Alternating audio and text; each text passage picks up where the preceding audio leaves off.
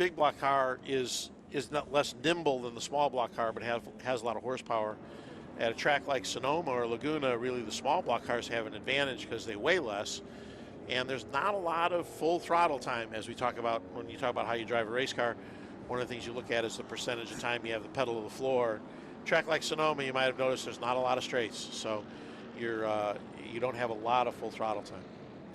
It's difficult to hold a big block Chevy to the floor for a long period of time. Yeah, if you have any survival instinct whatsoever, it's something that you're gonna do with great caution. So I'm just chatting away with lots of commentary people that are coming in. Peter Harbuck's just walked in as well. This is what we wanted, though, from this event particularly, is to have people come in and join us. So, guys, again, looking down the list, it's not a huge field, but boy, it's rare that we get this many Can-Am cars here. And like I said, the influence of McLaren on this and the results that they had were stunning. That 917 kind of stands out. Gunnar Jeanette's going to try to hold off a battle, isn't he? Well, I mean, the 917's got a huge weight and braking advantage, and the naturally aspirated 12-cylinder still has plenty of horsepower. It's got, it's on the order of 450 to 500 horsepower. But Gunnar's car probably weighs 300 to 400 pounds less than an M8D McLaren. It's air-cooled, so it doesn't have the weight of the cooling system. It's a aluminum and magnesium chassis, very thin fiberglass. The car is from the Collier collection, and it's simply breathtaking. And, of course, Gunnar's driving ability needs no introduction. He's a fabulous driver. So the combination of that machine and that car is pretty potent at this course. You're going to have some pretty tough sledding to upset the #1 position here. I think with Alex McAllister being on the outside of the front row, he's got to get the start. He's got to get him at the start. If he can't get him at the start, it's not going to happen. Well, Chris just came in here, and I know he was half looking at his boy and half looking at coming and joining us in commentary. But I said, come back. I know you're busy because he's in and out of cars himself all day. Yeah. I don't know about you, Bert. I would shamelessly jump the start and take my chances on retribution later. Spoken like a true racer. I think racer. they're going to throw the green any way you look at it. Yeah, they're going to throw it any way you look at it, yeah. But, there's some interesting cars further back in the field here, too, that at TI-22 that you see, that was an innovative car in its period. That car is a reproduction of the original car, but it's a titanium chassis, got a lot of interesting technology. In Can-Am in period, there were really only two companies that sold a car for a racer to use, McLaren and Lola. Everybody else, the constructors were running their own cars, whether it was Shadow or Porsche or, like the TI-22, all kinds of cars. I was about to say, using titanium must have been hugely kind of like, wow, what are you bringing to the table here? And expensive. Yeah, it was really expensive. And back then, they didn't quite have the same heat treatment and processing of titanium that they did now. The car was relatively unsuccessful in period because it had a lot of structural failures.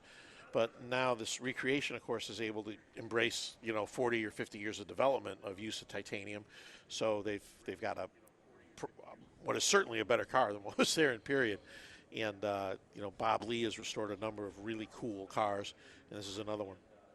Well, we've had some cracking races. You've been part of it already, you two, and so I think we're in for another cracker of a race. Yeah, I think, Mr. McAllister and Mr. Jeanette are probably going to pace themselves off from the field a little bit, and then there will be some more battles for second, third, and fourth, and all the way up and down the field. Can-Am at its finest as we celebrate McLaren 60th year. This is where the Bruce and Deddy show came to be, so to speak. I'm taking a look at that 22 of Scott Durnick in that Sting Can-Am. I've seen plenty of pictures of that around, and it does stand out, doesn't it? Yeah, it's not out there now, unfortunately. That's why I'm here. We had a failure of a valve train component that we caught in our post-race inspection. So the good news is we didn't blow up a fairly expensive engine. The bad news is I'm here instead of there. Yes. Much as I like this, I'd much rather be there. He said, I get that. He said he lost a valve. They actually know where the valve is, but it's not where it's supposed to be. Yeah. Oh, good. We're thinking of giving them all little Apple tags so we can keep better track of them. Yeah. That's a good idea. Yeah. Yeah, I love that expression. We dropped a valve. We just don't know where we dropped it. Yeah. So these guys obviously have two pace laps. They're coming around. Yeah. There's that turn 10 now. Coming into 11. What's Sonoma like to drive? Is it? I mean, it looks bumpy. It looks challenging. Well, the track's a lot bumpier now than it used to be. I guess they're going to repave it in January. February. Yeah. I mean, I remember, man, it used to be quite smooth. When we used to run 2-liter cars here quite often and stuff. It was very smooth. But now it's a lot bumpier, especially in turn 2. Come on, So Chris. here we go then. Group 7 roars into action as Can-Am takes off to the green flag here at Sonoma Raceway. So that'd be pretty tough sledding. See, if you look at how the car in the lead, the 917, if you look at how it changes direction and how it copes with bumps, you can see that it's significantly lighter than the other cars.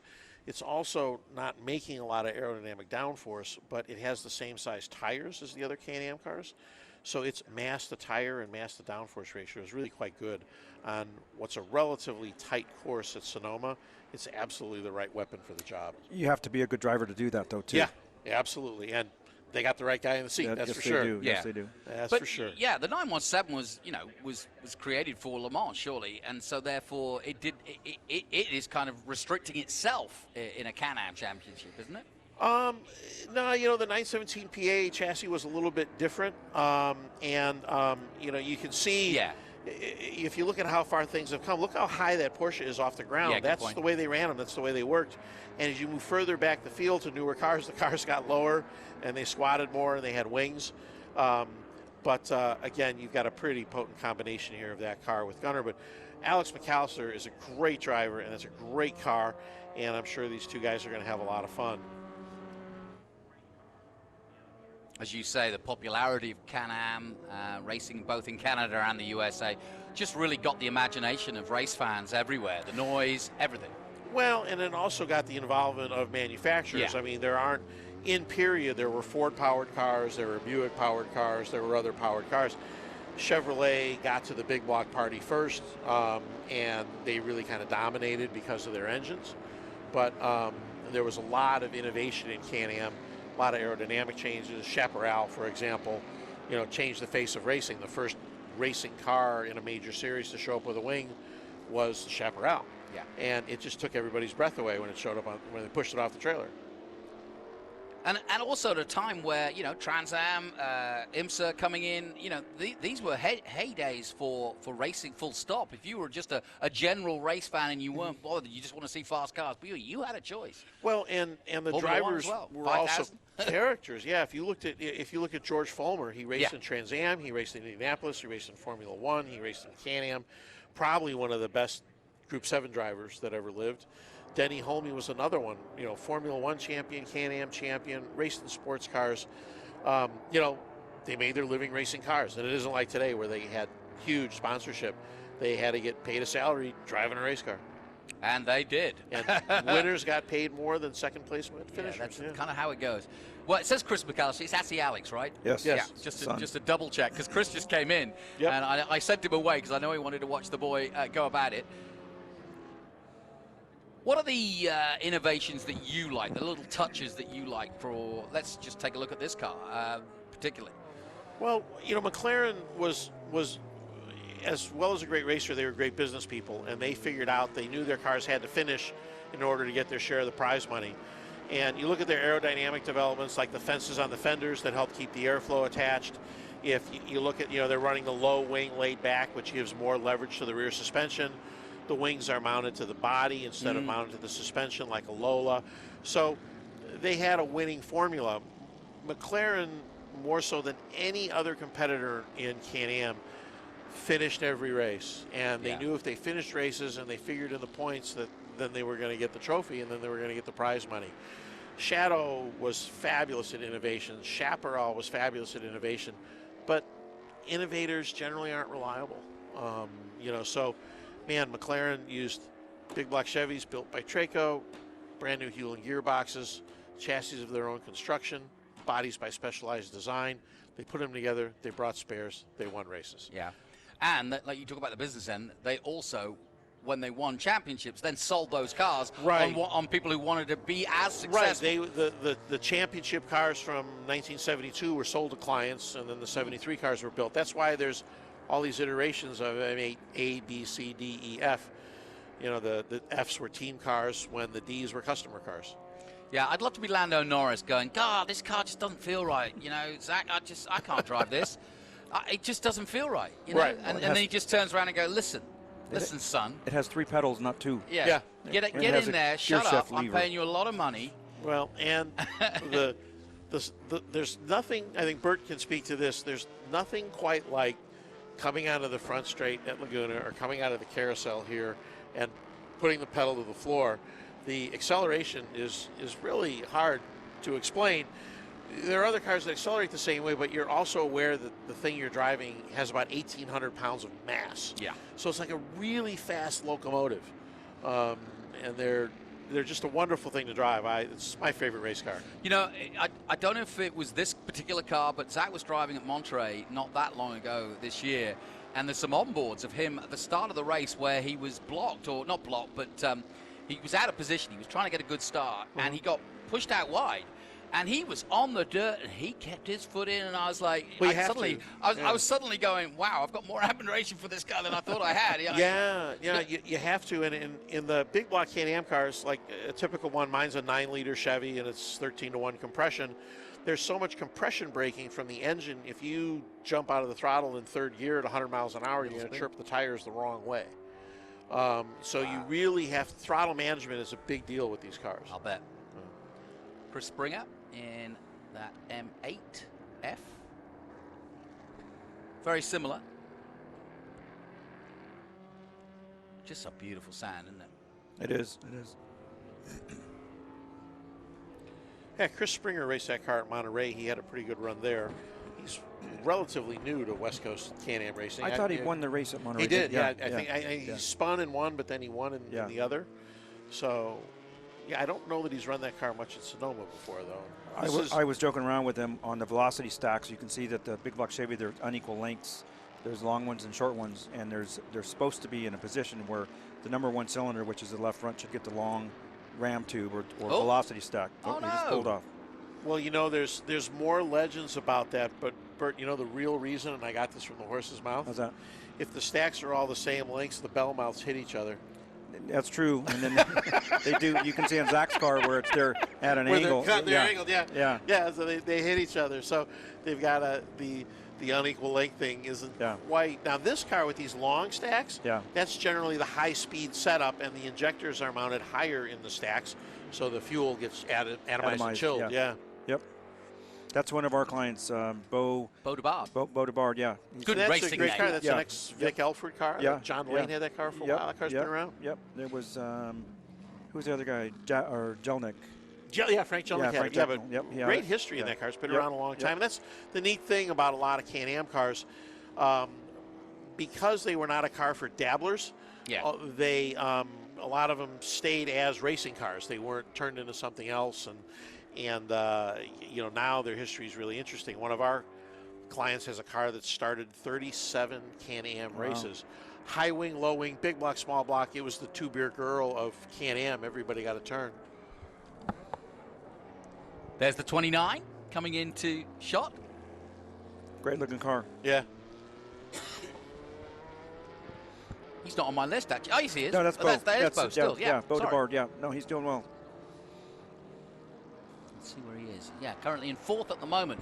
In that And 74. you can see how he's literally, you know, throwing the car into the corner, how it's drifting full around the corner, and he's managing its trajectory with the throttle as he was coming through the S's there. And that's the way you need to drive one of these cars. That car was dropped in our lap at Intrepid here 2 weeks ago for race car prep, and it had been sitting for 4 or 5 years. And you can see as it's having some issues, they're smoking.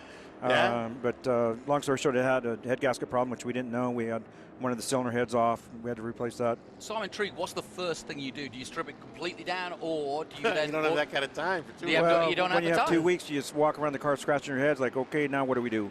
Yeah, literally. Yeah. So with this particular instance, what did you do? We had the cylinder head off. We cracked checked suspension components, needed new hydraulics, brake master cylinders. We had to go through all the calipers. It was a fair amount of work, and it's going to get a big restoration job this winter. So 5 years, that's a long time for a racing car. It is, yeah. Yeah, and these don't age like fine wine. Sitting around doesn't do any good for them. The fuel cell foam goes away and everything else. And, you know, it's difficult to convey to someone how much stress is on each of these little parts. There's you know, all the power from that engine is going through a shaft that's, you know, an inch in diameter. And when you look at the size of some of these components, and then you realize how much force they're transmitting, it's amazing it works at all. It's unbelievable. It's unbelievable. I mean, it's unbelievable. It's just unbelievable. What goes wrong? Everything. A Can-Am car. A Can-Am car is a self-licking ice cream cone. What is it being eaten is melting. Oh gosh. It's like a hand grenade. You got to pull the pin to make it operate. That's right. Yeah, that's a great way of describing it. Rob Kaufman in the M8/P. M8F/P. There's the 6. Who's driving the 6, Bruce? Dan Bruce Cowdery. Marquardt. No, Bruce Marquardt is driving. Oh, that. sorry, yeah, there's 2 6s, excuse me. Dan Cowdery's in 1. This is the 67 M68, yeah. Intrepid painted that car here, gosh, 10 or 15 years ago, maybe longer. That was that back when it was Carl Moore's. Carl Moore's car, yeah. And you can't see it in the TV right now, but there's a lot of pinstriping. Yeah. And my painter. I have seen that car up close, yeah. My painter was pinstriping that car for a week. And that's a really historic car. That was a Penske team car. Yes, absolutely. And it was an M6 with a big block, which that was the only one that was that way, to my knowledge. And it was really shoehorned. It was shoehorned in there. Let me tell you, it was tight.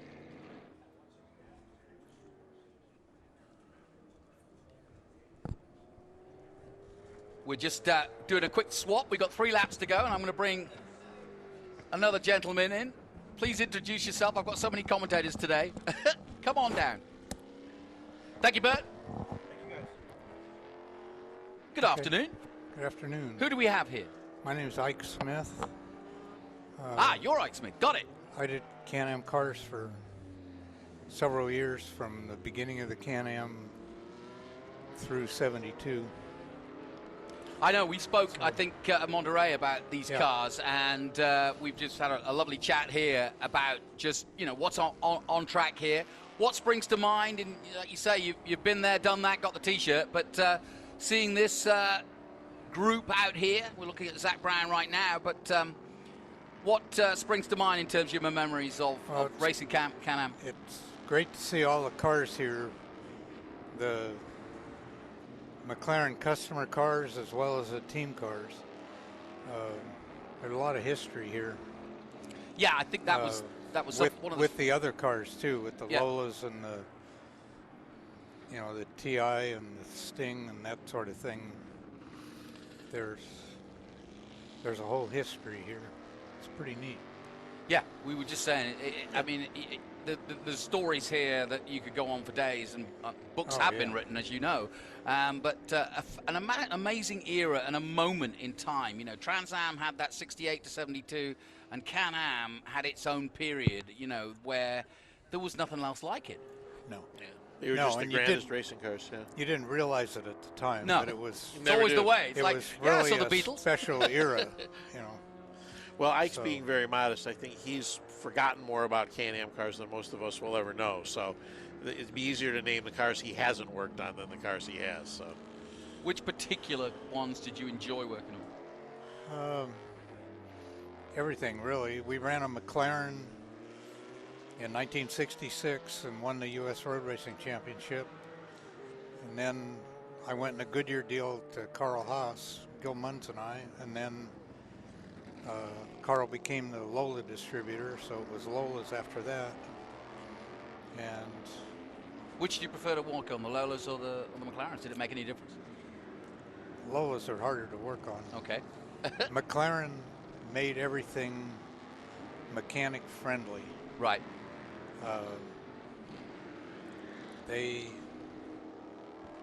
And was that Bruce's nature, or just because? The number 2 car here, Chris McAllister, looks like he's lost gear shift. Alex, yeah. And there he was in solid second place. So Zach on the final lap Brown, as well, I think, or is inherited, or Chris Springer. I don't know. Let's see here. And there's a bit of smoke coming out the leader as well, so it's all happening. No, Gunnar Jeanette. No, he's okay. Gunner's rocking. He's okay. No, Alex McAllister's pulled out. Yeah, Alex McAllister's pulled out, which is a bummer. 71, excuse me. And Zach's now up Gunner, to third. that's lap traffic that Gunner's coming upon here. This is the final lap, and Gunner's coming up on Dan Cowdery in the Lola T70. Talk about David and Goliath there. Just look at the scale of those two cars. But the T70 won the first championship in 1965, driven by John Surtees. And it's ironic, Porsche is the thing that ended the championship Yeah. in 1974. What'd you make of the Porsche? But Gunner's cruising home to victory here. Well done. Looks like he didn't put a wheel wrong. And hats off to his crew for keeping that car running as good as it is. You knew when this car came in 1969 with Siffert Yeah. that One of the greats. it was a preliminary of Yeah. them Yeah, coming. what It was about a to warning be? shot. Yeah, And, exactly. It was the warning shot. Yeah, and they came prepared, but they didn't kill the Can-Am. The Can-Am was already on its last on legs, yeah. decline before that happened. So let's see who finished out the rest of the race here. Well, Gunnar Jeanette did get across the line, as you saw there, no problem. And yeah, you say Joe Siffert and that combination would have been pretty meteoric at the time. Chris McAllister, unfortunately, sadly, breaking.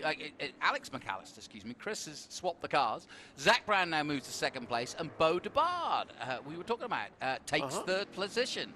So that's a big change around in the last lap. So that's good news. Yeah. Great. There, And he's Chris still prepared gets that fourth car, 'cause so he's happy. Yeah, absolutely. And Chris McAllister still is placed fourth because he was on the lead lap, I guess.